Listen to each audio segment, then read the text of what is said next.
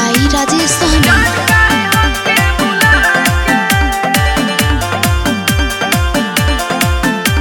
तू हमके भुला के या मन लाला चाके तू भाग जालू जानकर हमके भुला के। तू हमके भुला के या मन लाला चाके भाग जालू जानकर हमके भुला के।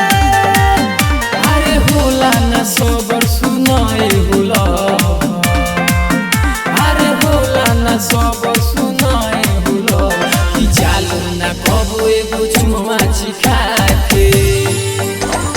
हमके भुला के या मन लाला चाके भाग जालू जानकर हमके भुला के।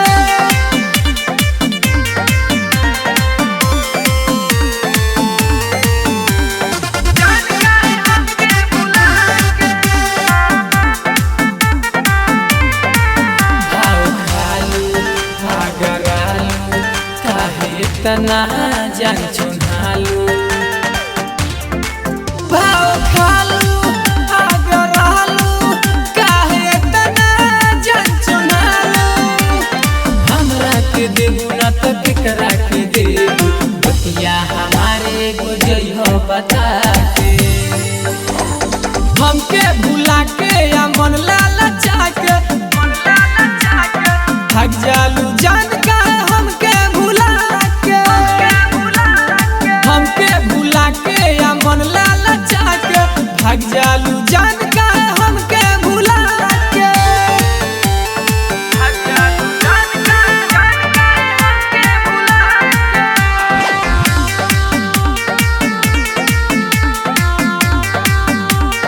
म्यूजिक बाई राजेश सहनी।